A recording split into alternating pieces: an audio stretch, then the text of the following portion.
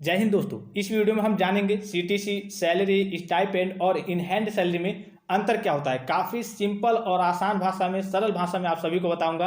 अगर आपको समझ में आ जाए तो वीडियो को लास्ट में एक लाइक जरूर कर दीजिएगा। अगर वीडियो आपको अच्छा लगेगा तो आप किसी भी कंपनी में, किसी भी फैक्ट्री में या फिर कहीं भी काम करने के लिए जाते हैं तो ये सारे नाम आपको सुनने के लिए देखने को मिलते हैं। CTC, salary, stipend, in hand salary, सारी चीज़ें आपको सुनने को या फिर देखने को मिलते होंगे। अगर इसके बारे में आपको जानकारी नहीं है, आप कहीं ज्वाइनिंग ले लेते हैं तो हो सकता है कि आपका जो पैसा मिलेगा जिस हिसाब से आपने सोचा होगा वैसा नहीं मिलेगा, आपको उसका आधा करके मिलेगा, इसलिए कि आपके पास पूरी जानकारी इसके बारे में नहीं है। तो इस वीडियो में इसी के बारे में पूरी जानकारी मैं आपको दूंगा। वीडियो को ध्यान से जरूर देखेंगे। सबसे पहले सीटीसी के बारे में बात कर लेते हैं और सैलरी के बारे में ही बात कर लेते हैं। तो सीटीसी के बारे में बात करें तो सीटीसी का पूरा नाम होता है कॉस्ट टू कंपनी। और सीटीसी की बात करूं तो सीटीसी हमेशा सैलरी से ज़्यादा होता है। और सीटीसी की अगर बात करें तो सीटीसी इक्वल टू होता है इन हैंड सैलरी प्लस में अदर फैसिलिटीज या फिर अदर बेनिफिट्स। अब देखिए अदर बेनिफिट्स में क्या हो जाएगा, इन हैंड सैलरी अगर सीटीसी इक्वल टू हो रहा है in hand salary plus other facilities या फिर अदर बेनिफिट्स, तो अदर बेनिफिट्स में आपका क्या क्या आ जाएगा,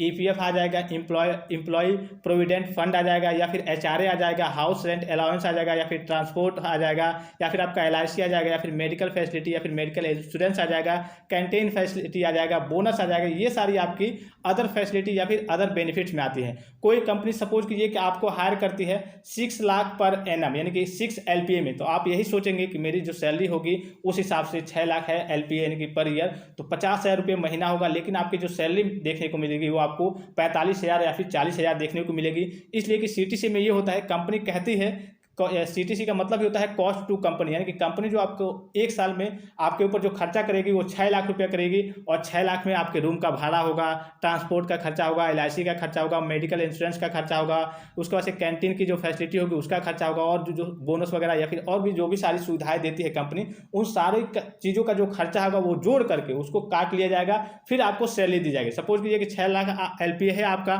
और उसके बाद से क्या होता है आपका 1,20,000, मान लीजिए कि सारी चीज़ें HRA, transport, LIC, canteen facility या फिर ईपीएफ हो गया, ये सारी चीजें 1,20,000 कट गई। अब बचा आपका 4,80,000, तो 4,80,000 के हिसाब से आपको सैलरी जब मंथली आप जोड़ेंगे तो आपका 40,000 रुपये की सैलरी होगा।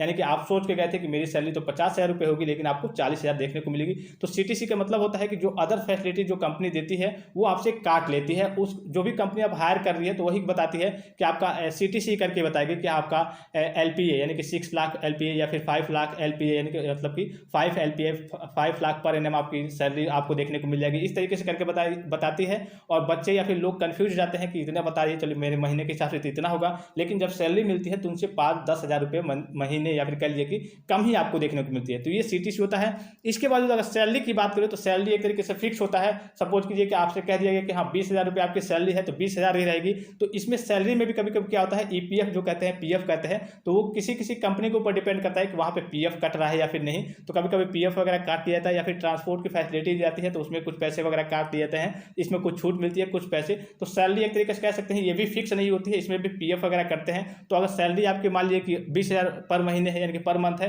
तो हो सकता है उसमें 18,000 या फिर 17,000 देखने को मिले आपको सैलरी में भी, क्योंकि सैलरी में हर जगह नहीं होता है। सैलरी में कहीं कहीं पीएफ कटता है, तो वो रूल एंड रेगुलेशन जब भी आप ज्वाइन करते हैं तो वहाँ पर आपको दिया रहता है कि हाँ इतना आपका पीएफ कटेगा, ये कटेगा, अलग अलग तरीके से इसकी गणना भी होती है।